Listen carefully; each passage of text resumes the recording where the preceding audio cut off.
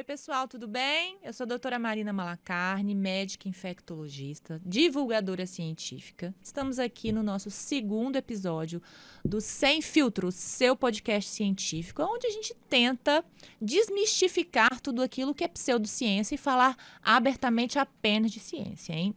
E hoje eu estou aqui com o Dr. Madison Ferreira. Não sei falar seu sobrenome, Madison, me ajuda? Madison Ferreira Knoblauch Machado. É isso aí. Em alemão se pronuncia Konobla. Nossa, não vou nem tentar, hein? É muito difícil. Bom, foi meu calouro, né? Foi. Posso falar assim? Claro que pode. Fui da primeira turma de medicina, você foi da? Terceira. Terceira. A gente se conhece desde aquela época, né, Madison? Aham. Uns 20 anos. Exatamente, desde quando eu era magrelo, caquete, você tinha uma franjona, lembra? E usava óculos, Era. você. É isso aí. Bom, fala um pouquinho desse currículo resumido aqui do Dr. Madison. Nascido em Aimorés, né, interior de Minas Gerais. Tentou fazer farmácia, mas o coração era da medicina, não é isso? Exatamente, foram 2 períodos de farmácia. Isso. Fez medicina lá na Unesp, igual a mim. Formado em 2012. Fez residência de pediatria. Fez pós-graduação em dermatologia pediátrica. Uhum. Né? É uma especialidade difícil de ver, né? É, mas a pediatria é de muita utilidade, assim, pra gente na nossa rotina do dia a dia. Eu posso imaginar. Quantas lesões de pele nós vemos em criança, O não tempo é? inteiro. O tempo todo. Tio da Betina, Isso aí. maravilhosa, fofíssima. E atualmente cursando gastronomia, que exótico, né? É isso mesmo, paixão de infância, a cozinha, e agora, depois da melhor idade, eu resolvi fazer faculdade de gastronomia. Para realização pessoal mesmo. Isso aí, somente. Então, tá. Olha só, você sempre quis fazer pediatria? Olha, eu falo que pediatria foi algo de Deus pra minha vida. Eu nunca quis ser pediatra, nunca falei em pediatria, oftalmologia, nem ortopedia, mas no último ano da faculdade, assim que eu me formei, eu não sei o que aconteceu, que eu me inscrevi. Eu passei um vestibular na residência de pediatria, eu não quis fazer, continuei trabalhando na área como pediatra, que não era pediatra no caso. Você eu dava fazia... plantões de pediatria. Isso aí, porque Só eu para sempre explicar um gostei. pouquinho, para as pessoas às vezes não sabem disso. Nós, como médicos, quando a gente se forma, a verdade é que a gente pode dar plantão, tanto para adulto quanto para criança, não é isso? Isso aí. Sendo ou não pediatra. E você já começou a atender crianças nesse momento, não é isso? Isso aí, trabalhava em Vitória, Vila Velha, na Serra, na época.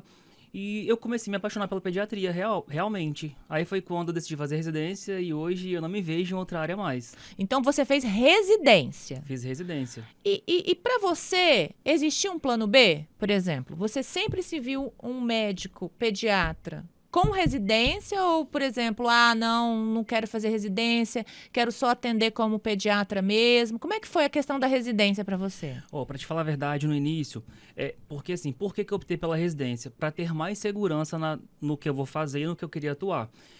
Na pediatria geral que eu fazia, tinha muitas limitações de doses, de calcular a medicação para criança, e até em relação à parte profissional, que eu não poderia trabalhar na UTI, eu não tinha coragem para o consultório para divulgar como pediatra se eu não tinha uma residência, e foi quando eu decidi fazer. Eu falei, não, acho que agora é hora de tentar melhorar isso aqui um pouquinho. Aí foi quando eu decidi fazer a residência. Na verdade, você tocou num ponto importante. O Conselho Federal de Medicina, ele nem aconselha que a gente divulgue uma especialidade baseada apenas numa pós-graduação ou numa experiência clínica, não é? Isso. E você hoje é pediatra, tem RQE, porque fez residência, certo?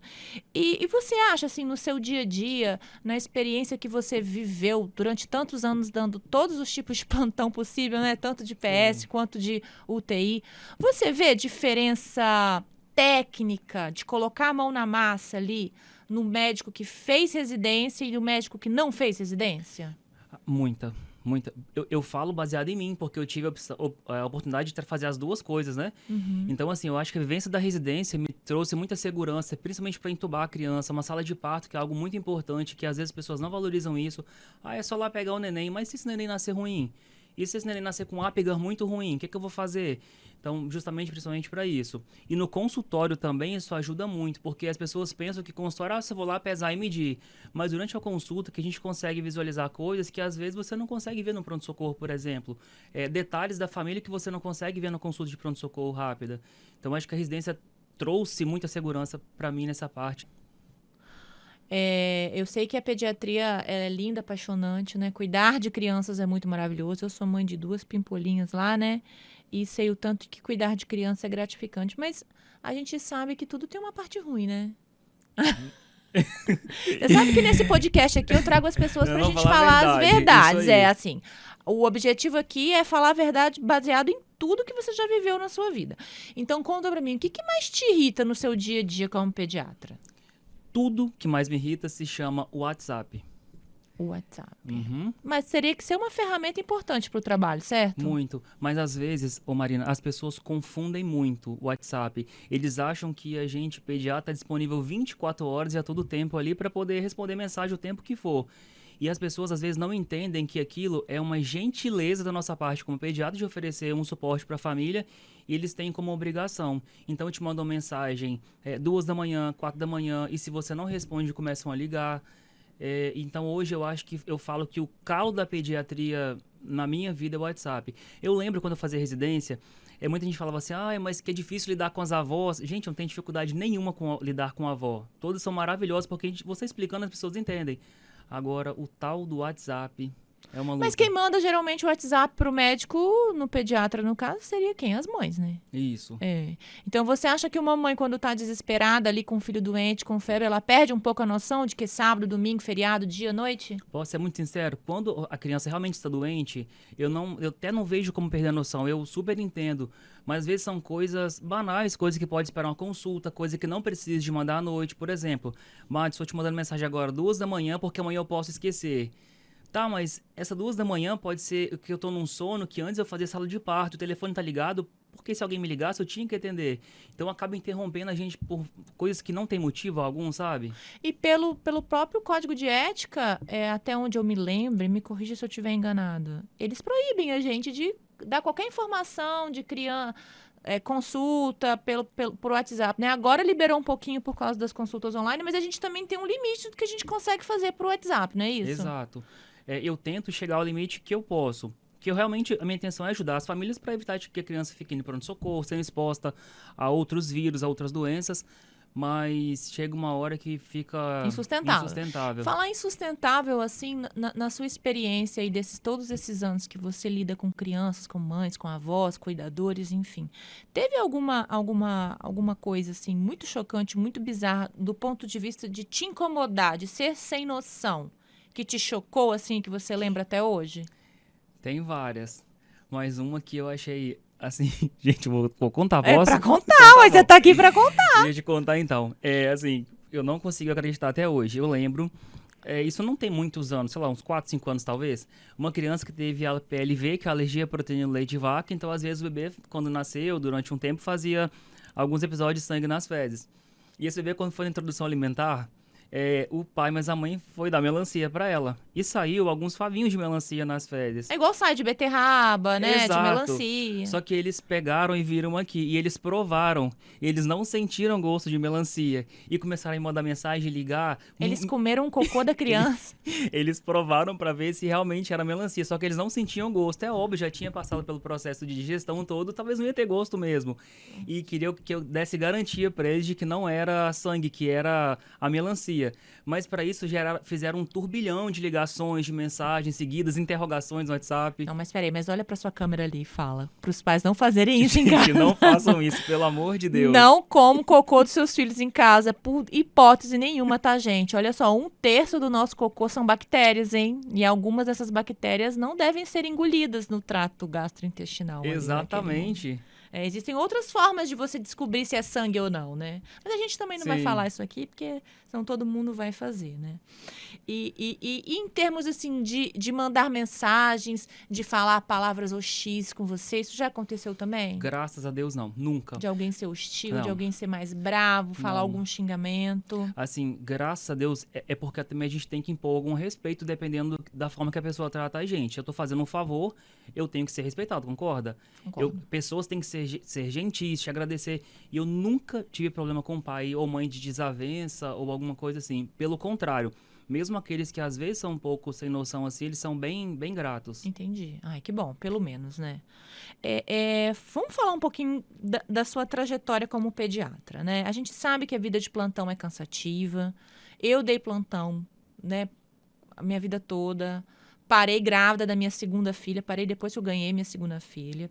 E, assim, eu tenho uma memória, Madison, assim, que eu pensava, assim, quando eu era acadêmica de medicina, que plantão era o auge da vida do médico, assim.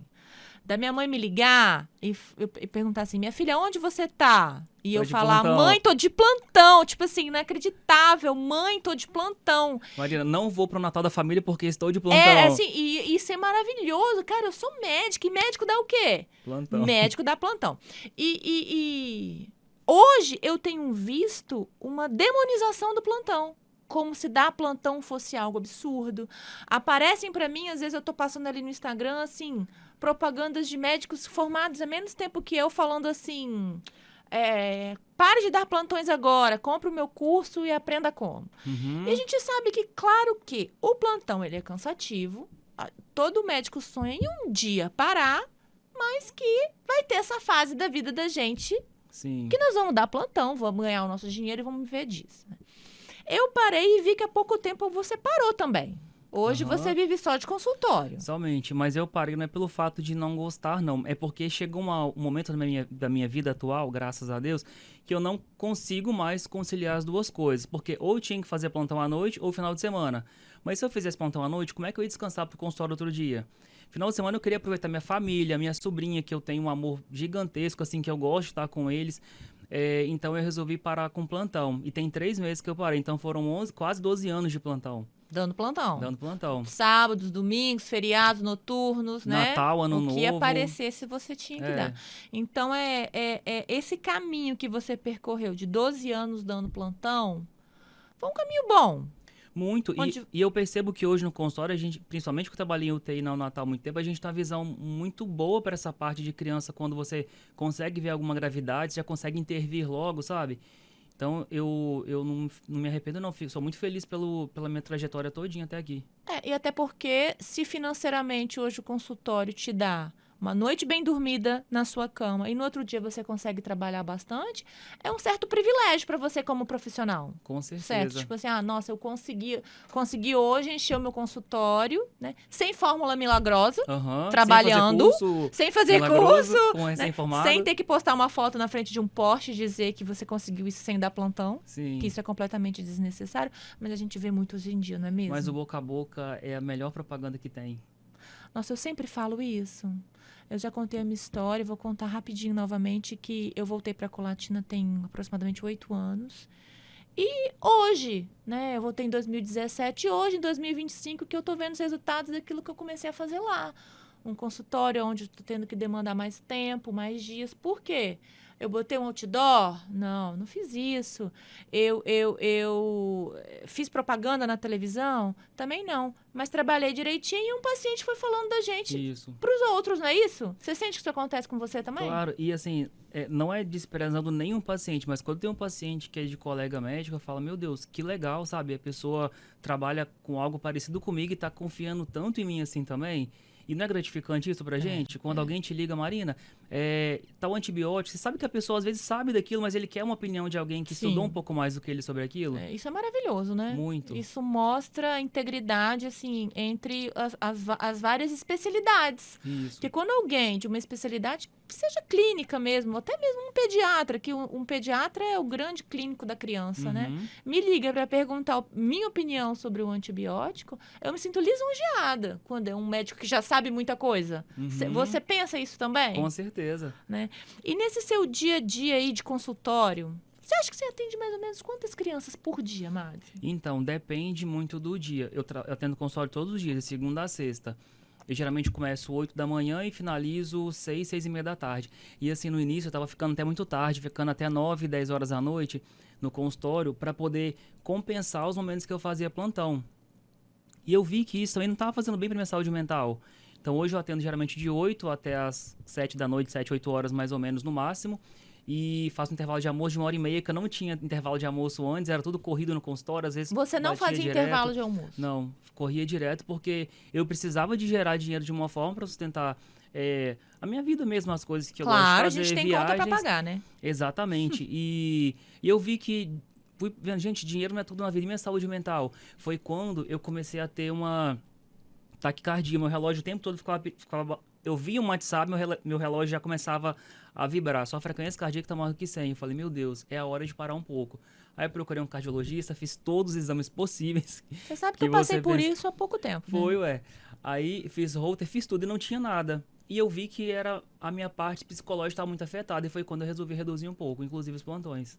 Mas hoje ainda é o seu dia, tanto de tarde quanto de noite, atendendo criança. E você Aham. deve ver muita coisa, né? Muita. Coisas maravilhosas, coisas ruins, histórias muito tristes, assim, que a gente compartilha com as famílias, sabe? Você, falando um pouquinho de ciência agora, você recebe muita coisa de outros profissionais, seja médico ou outros profissionais de saúde, nutricionista, fisioterapeuta, que te assusta, assim?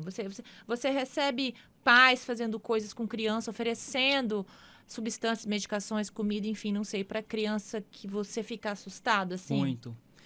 E uma coisa que às vezes me assusta muito é que me mandam mensagem assim, a criança tá lá com 8 meses, por exemplo, Adson, eu posso dar um banho de piscina no meu filho?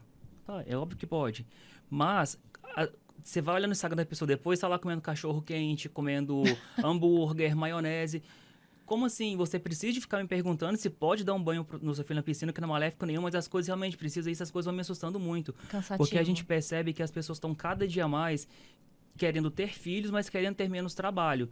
E, infelizmente, algumas pessoas acham que criança é adulto pequeno. Então, a criança tem que ser comportada, a criança tem que comer muito bem, só que criança não é assim.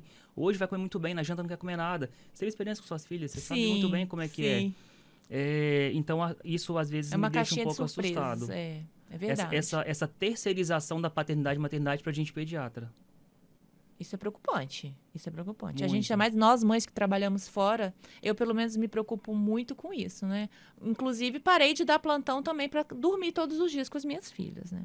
Eu vou fazer um bate-bola agora com você. O nome dele é Mito ou Verdade, tá? Aí eu vou te fazer uma pergunta, você vai me dizer se é mito ou verdade e você vai me explicar. Tá, né? joia. Os que você achar que precisa explicar, você vai me explicar. Então vamos lá. Frio causa resfriado? Mito. Frio não causa resfriado. O que causa resfriado é vírus, bactérias, doenças. Exatamente. Então não tem porquê. Saí do lugar quente pisei, e fui pro frio, vou ficar doente. Se fosse assim, quem mora no Alasca, no Canadá, ia morrer todo o inverno, concorda? Todo inverno, é verdade. Então isso aí geralmente é uma coisa que vem na cabeça. E às vezes a gente, como médico, eu vou dar um exemplo aqui engraçado. Teve uma vez que em casa eu fui tirar o calçado, pisar no chão frio, a mãe, filho, mas pisar no chão frio, cuidado, você vai ficar resfriado. Eu falei, mãe, mas isso não existe. Ela, você que pensa. Ou seja, joga meu CRM lá embaixo. Joga. Tipo, Não, perto das mães da gente, calma. Nós não somos médicos perto das mães da gente. Você que pensa, mas assim, isso é mito. A gente tem que respeitar a autoridade médica das nossas mães. Com certeza. Né? A gente só concorda e acena, né? Sorvete inflama a garganta? Não, é mito também. É mito. Até porque, quando você tá com a garganta inflamada, coisa gelada pode te aliviar do sintoma. Exatamente. Então, assim... Não faz muito sentido. Você sabe que agora eu vou contar uma história, né? Lá na minha casa tem tão enraizado esse mito de sorvete causador de garganta que eu tenho um trauma. Hoje Conta pra gente. Quando eu era criança, a gente ia pra praia, né? E geralmente quem levava era a minha avó, falecida. A minha mãe não ia e a minha avó. E a minha mãe falava, não dá sorvete para essas meninas não, senão elas vão ficar doentes. E eu passava o verão inteiro sem tomar sorvete, do lado de uma sorveteria, vendo as outras crianças tomar sorvete. Pra não ficar garganta Pra não ficar com dor de garganta. Gente, ó, pode dar sorvete pras crianças. Tirando o problema do açúcar, né? Mas faz em casa. Mas faz em casa, Não é o gelado que faz isso, certo? E se é uma criança grande, qual o problema de esporadicamente tomar um sorvetinho também? Qual o problema? Não precisa ser radical com tudo, sabe? Eu também acho. A gente tem que abrir algumas concessões também, porque senão, daqui a pouco, a criança não sabe nem que planeta que ela tá vivendo. Exatamente. Né? Chá pro bebê não ter cólica, pode? É mito, gente. Pelo amor de Deus, não façam chá pro bebê. Mais uma coisa da residência que vale a pena falar. Na residência a gente teve vários casos de crianças que tomavam chás e faziam alterações intestinais horríveis, de ter que, às vezes, tirar parte do intestino por conta de uma infecção que foi localizada em alguma região por conta disso. Tem que operar, abrir a barriga? Muito. Porque a mãe deu um chá? Retal. E assim, e um caso muito interessante para falar aqui, nós estamos em uma região onde tem muita plantação de café, é uma produção agro, então acaba que eles usam muito Roundup nos... Roundup é aquele inseticida? Isso, é um veneno que eles agrotóxico. colocam. Isso aí. E isso vem através da água. E a água que você irriga um local que tem chá pode ter Roundup, então o intestino da criança está preparado para isso. Você sabe que ano passado a gente teve um caso em um dos hospitais que eu trabalho de uma mãe que amamentava, mas dava chá pro bebê. ela achava que poderia, né? E ela fazia esse chá com água do poço. E não sei como ela fazia esse chá, mas ela não deveria ferver muito bem. E realmente esse bebê teve uma NEC, que a gente chama, né? Um bebezinho recém-nascido. Precisou tirar parte do intestino. Isso aí. Então, às vezes, não é só o chá em si, mas às vezes quando a pessoa tá fazendo esse chá, né? E a contaminação que vem através dele, né? A contaminação. Eu vou ter que falar o nome de uma marca aqui, mas também não sei o nome comercial. Vamos ver, né? Aquelas pomadinhas anestésicas para dor de dente, tipo Nenedente. Pode usar ou não? Não, é mito. Nenedente tem anestésico e a gente não usa anestésico dessa forma de hipótese alguma em dentição de criança. Até pelo risco aumentado de arritmia. E uma outra coisa que me preocupa muito é que às vezes a criança tão irritada, você quer passar aquilo várias vezes na boca da criança. Aquilo tem lidocaína, é isso? Tem. É anestésico, então ele vai engolir aquilo e depois pode atrapalhar alguma coisa em relação à deglutição, fazer uma broncoaspiração. Então, geralmente, é totalmente contraindicado. E o que a gente pode fazer com as crianças que estão irritadas, que o dentinho está nascendo? Cientificamente, assim, o que tem respaldo? Muitas coisas legais, mas são coisas caseiras. Você pode fazer picolé para criança com leite materno ou com a fórmula, seja lá o que estiver tomando. Peitolé. Peitolé. Você pode fazer... Aquelas coisinhas de ficar mastigando, mordendo. Também os mordedores gelados você pode congelar.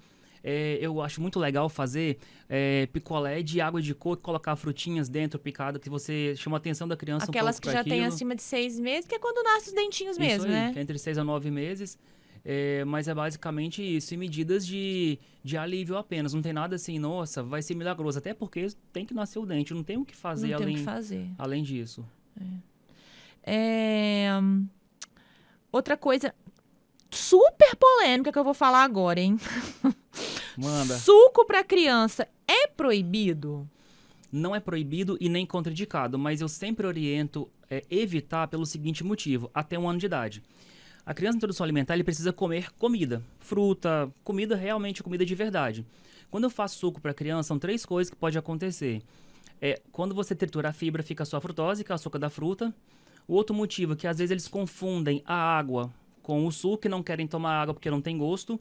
E a terceira coisa é que não querem comer fruta porque é mais fácil engolir o suco do que mastigar a fruta.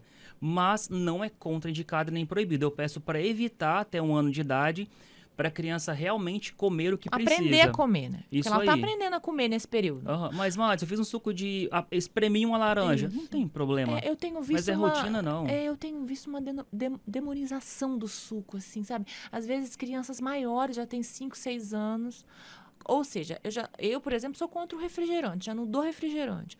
Aí você vai ali para uma lanchonete, quer dar uma coisa salgada para o filho comer, vai dar uma água. Né? Então, assim, esporadicamente, você não vê problema. Nem zero problema. Menor do que 1 ano, eu peço para... No entanto, que na folha de introdução alimentar, eu nem coloco... É proibido. Eu coloco evitar até 1 ano. Porque... Eu sempre falo, tudo que for militância de alguma coisa, eu não gosto muito. Eu tô militando contra um suco, tô militando contra qualquer outra coisa na saúde da criança. Então, eu acho que tudo é questão de bom senso. Eu também acho. Eu acho. O bom senso, ele tem que reinar, né? Cada família tem o seu costume, mas tudo que você faz com bom senso vai sair bem feito. Exatamente. Vamos lá. A melhor posição para o bebê dormir é de barriga para cima ou eu posso colocar ele de ladinho assim um pouquinho, de barriga para baixo? É de barriga para cima. E eu sempre explico o motivo, que as pessoas falam de barriga para cima e pronto, acabou. Mas é o seguinte, quando a criança é de barriga para cima, o esôfago fica por baixo e a traqueia por cima, ou seja, a comida entra por baixo, o ar tá por cima. Então, tá na posição aqui. Se ela golfar ou regurgitar, vai sair ou vai ficar agarradinho lá atrás até você virar a criança e jogar fora. Até porque a criança não respira pela boca até os 6 meses de vida. Então, não tem tanto risco de broncoaspiração assim. Ela dorme com a boquinha 100% fechada, né? Isso aí, eu já notei isso. Não sai da boca. Se a criança de barriga para baixo, o esôfago fica por cima e a traqueia por baixo. Então, a criança golfa e pode fazer esse movimento de retorno. Então, tem maior risco de broncoaspiração. Então, a posição ideal é de barriga para cima. Madison, mas não pode dormir nunca de barriga para baixo? Claro que pode. Você está do lado do seu filho durante o dia, num soninho da tarde, eu não vejo nenhum problema, tá deitado em cima de você. A minha preocupação é que... Aquela criança sozinha lá no quarto. Durante a noite, porque a gente está cansado, acaba dormindo e não vendo se acontecer alguma coisa. Até porque a posição de barriga para baixo, quando o bebê está acordado, que eu me lembro, é até o tummy time, não é? Isso. É muito interessante para o controle da cabeça, não é isso? Isso. Com ele acordadinho. Perfeito. E também, em relação a gases, ajuda a soltar um pouquinho mais de gás, acaba fazendo uma compressão leve do abdômen. Então, tem respaldo científico para quando dormir à noite, barriguinha para cima. Barriga pra cima, Barriga sempre. para cima. Colar de âmbar. Funciona? Mito. Conta do colar de âmbar, gente. Quando alguém fala comigo assim, Márcio, você acha que o colar de âmbar funciona? Eu pergunto, você acredita que funciona? Aí eu acredito, então tudo bem, porque... É psicológico o negócio. É psicológico, gente. E outra coisa, a maioria desses âmbar que a gente vê aqui é tudo falsificado, então... Não é real. Não é real, então... Não é o âmbar que veio lá da ilha de não sei aonde. Não é. E mesmo... E se você acredita que esse âmbar falsificado vai ter alguma reação... Propriedade terapêutica, tem. eles falam que a pedra original vai liberando alguma substância que entra em contato com a pele, é isso? Uhum. Mas sabe o que eu percebo? Os pais já estão tão estressados de tudo que já fizeram, aí quando coloca o âmbar, é a hora que a criança sai do salto ou melhora de alguma coisa. Não. Então foi o colar que resolveu. É. Inclusive, eu acho que há um tempo atrás, teve até uma nota da Sociedade de Pediatria contraindicando o uso pelo risco das pedrinhas se soltarem, não é isso? E engolir, ingerir aquilo. Engolir Exatamente. aquilo, dependendo do tamanho, né? Uhum. Eu nunca coloquei e também nunca acreditei. E as pessoas hoje em dia não estão muito ligadas a isso mais não, igual era antigamente não. Ah, mas eu ainda vejo bastante. É. Inclusive, ainda vejo bastante nas lojas que vendem coisas infantis para vender. Uhum. Vejo bastante mesmo. Eu não sei se é porque eles me perguntam, eu não concordo muito, mas na consulta não vão colar de âmbar, não. Não vai? Não. Deve ser isso, então. Outra coisa que polêmica. Crianças podem ser vegetarianas? Claro que pode. As minhas são, Qual o você problema? sabe, né? Não tem problema nenhum uma criança não comer nenhum tipo de Não. carne. Não, o que eu faço com criança vegetariana, quando necessário, suplementação. Mas Assim quando como você necessário. faz com as outras também. Exatamente. Mas, Marina, é um negócio muito interessante. Os pais que têm crianças que são vegetarianos, tem até alguns que são veganos. Poucos, mas eu tenho paciente. Eles cuidam tão bem da alimentação da criança que é lindo de você ver os exames. Em relação a zinco, anemia, não tem. B12 fica num valor bom e que não precisa ficar suplementando, sabe? Eu, como mãe de 2 garotinhas vegetarianas desde a minha barriga, eu falo, realmente, a gente vai atrás, a gente pesquisa, a gente lê. Existe um guia só para crianças vegetarianas, se eu não me engano, é da Sociedade Vegetariana do Brasil, só de como você montar um pratinho ali dividido pelas cores, pelas classes, né? A gente fica tão preocupado em fornecer uma alimentação de segurança, com segurança e qualidade, que realmente as nossas crianças têm poucas deficiências, sabia? E acaba suplementando aquilo que todas suplementam, que são, se eu não me engano, zinco, vitamina D. E eu gosto muito de fazer também, na verdade eu gosto, não, é obrigatório, teoricamente, até os 2 anos o ferro, que a gente faz suplementação, e basicamente isso. E na rotina eu costumo colocar o ômega 3 também, pelas suas excelentes funções para o organismo da criança, principalmente a parte... Para o raciocínio, né? Isso aí. E o ômega 3 acaba que a gente não come muito peixe aqui nessa região nossa, porque é muito peixe de água do Rio Doce. E acaba que está muito contaminado com metal pesado e acaba que as pessoas não comem tanto assim. Então, por esse motivo, nem as que comem carne, as crianças não são de comer muito peixe mesmo, né? Então, a gente acaba suplementando. É verdade que quanto mais brinquedos, pior? Quanto mais brinquedos, pior. Pra quê? Pra que muito brinquedo? Criança não precisa de brinquedos caríssimos. Por exemplo, todo mundo que é pai e mãe sabe, com 9 meses você compra um brinquedo maravilhoso pra criança. Mas o que ele mais gosta? Da panela, da colher de pau, de abrir o armário, abrir a gaveta. Tirar todos os potinhos coloridos de dentro Isso. da... E é legal que eu tenho algumas mães que são bem criativas. Elas fazem paredes sensoriais para criança, fazem chocalhinhos assim de barulho com pedra dentro, com garrafa PET. Sim. Eles amam essas coisas. Então, para que aquele monte de brinquedo? A criança não vai ter nem noção do que ela vai fazer. Neurologicamente falando, não é interessante oferecer muitos brinquedos ao mesmo tempo para a criança? Não, a criança precisa de ter contato e acessibilidade àquilo que ela vai ver com mais frequência. Então, por exemplo, se esse aqui é o meu brinquedo, por que eu não posso deixar para brincar com isso aqui? Eu coloco todos eles, a criança vai ficar um pouco perdida, você concorda? Então, assim, eu acho interessante você restringir um pouco essa quantidade e nada desses brinquedos caríssimos, absurdos, criança não gosta disso. Crianças é um ser simples. É um ser simples, né? Gosta daquilo que é básico do dia a dia. Que a gente deveria gostar também, né? A gente deveria gostar também. Outra afirmação aqui, mito ou verdade? Andadores atrasam o desenvolvimento do bebê? Atrasam e prejudicam bastante também. Por quê? Uma criança, se for o andador, não tem problema, que é aquele igual as pessoas de maior idade usam, que é de você empurrar. O que eu não gosto muito é o voador, aquele que a criança entra e fica com o Encaixa pezinho as empurrando. perninhas e parece que os pezinhos ficam até de ponta de pé assim, Justamente por isso. Ou se não, ficam tão sentados que eles só ficam fazendo assim com o pé. E toda vez que você coloca a criança em pé, ele quer sentar. E outra coisa, um dos maiores índices de acidente doméstico é com voador. Porque, querendo ou não, mas minha casa não tem escada. Mas pode ter alguma pedra aqui, a criança vai andando, correndo, bate a tropeça e vai cabeça. com a cabeça. Exatamente. Eu já vi alguns vídeos de criança com esse voador aí caindo da escada. É amedrontador. Em plantão, eu já vi coisas horríveis por conta de voador. De escada abaixo, sabe? E a criança ficou presa. Nossa, foi... Ai. Então, desesperador. ó lá, gente, ó, não é pra comprar aquele andador voador que enfia as perninhas, que acopla as perninhas. É pra comprar aquele que empurra. Isso. Não é Ou que- se não, melhor ainda, faz um cercadinho, bota um tablado um pouco mais macio e deixa a criança brincar ali pra desenvolver a parte de bem melhor, engatinhar, né? levantar, isso aí. É melhor. Febre sempre é doença. Não. Não? Febre pode ser o sinal de uma doença, mas 80% das vezes em criança não é nada. Vai ser um quadro viral que a gente não vai nem ficar sabendo o que é.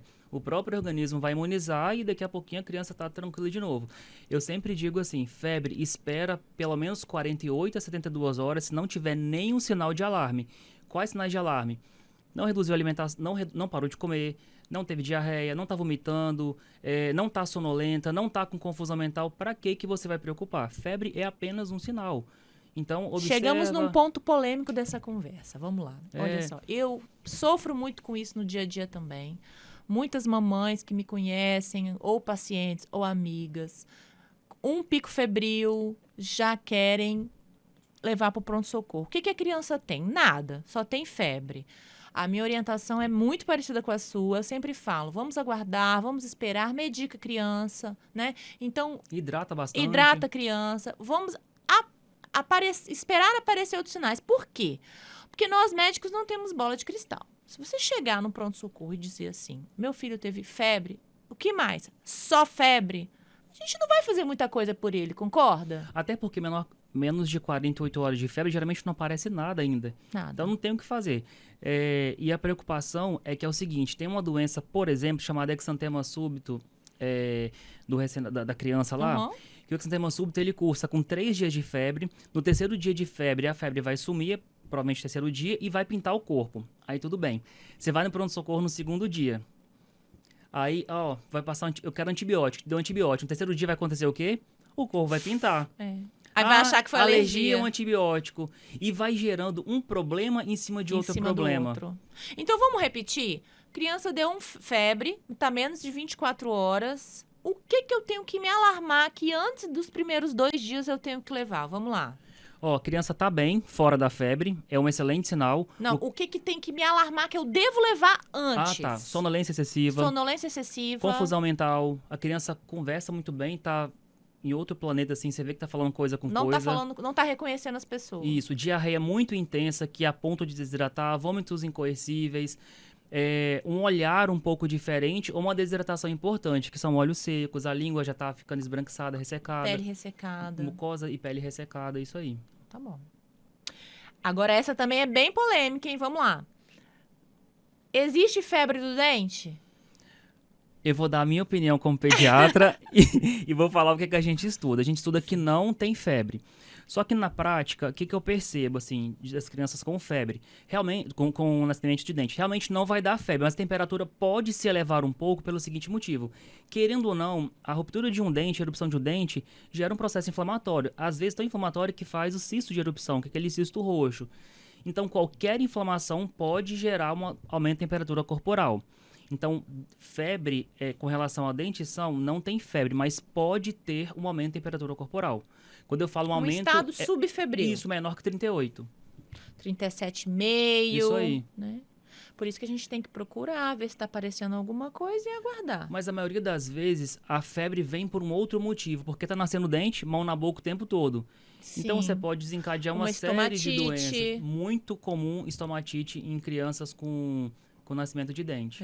Você pode juntar as duas coisas e ser um fator confundidor. Isso aí.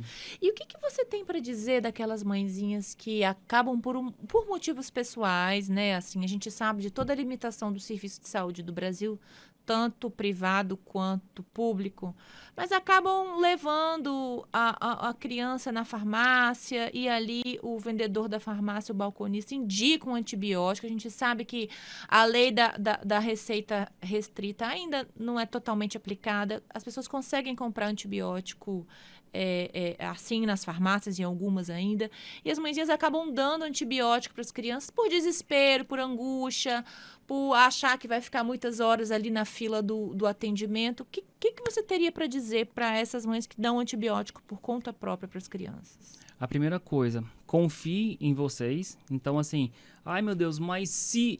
Esquece o se, vamos pensar no que está acontecendo agora. Até porque se eu vou em uma farmácia e compro sem indicação e sem necessidade de um antibiótico, eu aumento o índice de resistência dessa criança, eu pioro a imunidade dela, porque o antibiótico, ele mata a bactéria ruim que está no corpo, mas as bactérias boas pode matar também. Ele não vem assim, mata só eu aqui que sou ruim. Então acaba que a criança tem uma queda da imunidade de modo geral. Então, aumenta o risco de algumas outras doenças. Diarreias. Exatamente. A diarreia do antibiótico é muito comum. Muito. Então, assim, o que eu falo, confie em vocês, procure ajuda de profissional que vai te orientar o que realmente é verdade, necessário. Márcio, mas eu vou num pediatra que não me dá atenção, não conversa, não me explica. Por que você vai nesse pediatra? Eu falo assim, Marina, o filho da gente, eu acho que é o bem mais importante que a gente tem na vida. Então, às vezes, vale a pena a gente abrir mão de algumas outras coisas para procurar algo melhor para a vida do filho da gente. Eu concordo completamente, né? A gente sabe que existe todo um grande problema público de saúde no Brasil, mas realmente saúde do filho é prioridade. Exatamente. Né? E não só antibiótico, mas a automedicação de uma maneira geral, ela pode trazer inúmeros problemas. As alergias, né? A diarreia do antibiótico, como eu acabei de falar.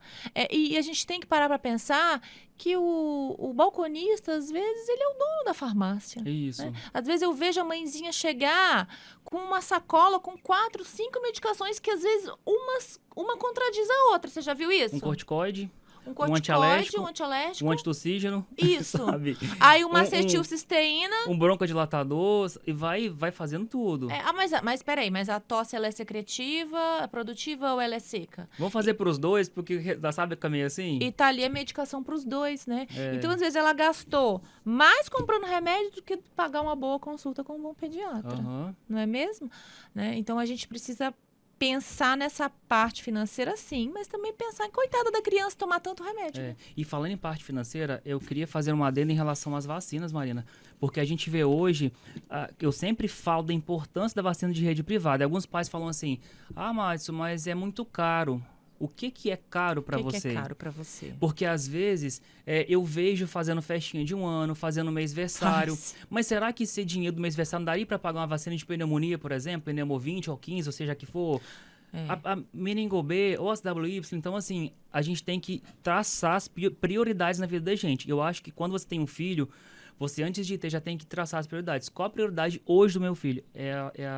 Da minha vida, é o meu filho. Você sabe que teve uma senhorinha que eu atendi um dia desse. Isso que você está falando é muito real. Muito real, muito real. Vou contar agora um exemplo. Eu atendi uma senhora, não é criança, com herpes zoster.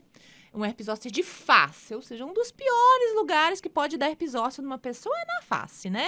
Aqui a gente está falando de estruturas muito nobres, né? Olho, boca, couro cabeludo que dói muito.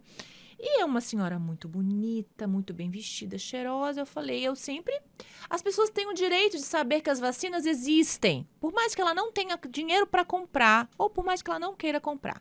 Mas nós, como médicos, precisamos dizer, essa vacina existe no setor privado, não tem no público, mas ela vai te ajudar nisso. Se a pessoa vai adquirir a vacina ou não, aí isso já é com ela. E para essa senhora eu falei, olha, existe uma vacina para herpes zoster que age de duas formas, tanto na parte da dor, né, na nevralgia pós-herpética, quanto na recidiva.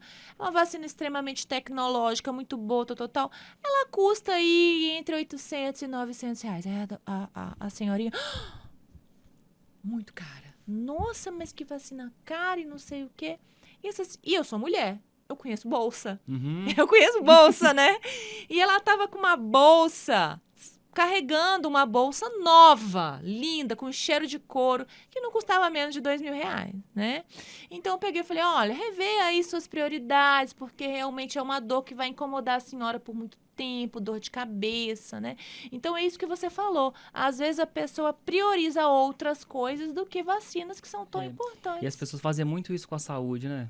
Fazem. Eu falei exemplo de uma vacina cara, R$800, R$900. Mas nós temos vacinas excelentes de R$300, R$400 no setor privado, que infelizmente não tem no SUS, e que vão fazer uma diferença enorme na vida da criança, não é e outra mesmo? coisa, você não precisa de fazer, se não tem uma condição às vezes muito boa, fazer tudo de uma vez. Faz aos poucos. Faz hoje a pneumo, espera um tempo, paga ela, você faz de meningite. O importante é você fazer. Concorda?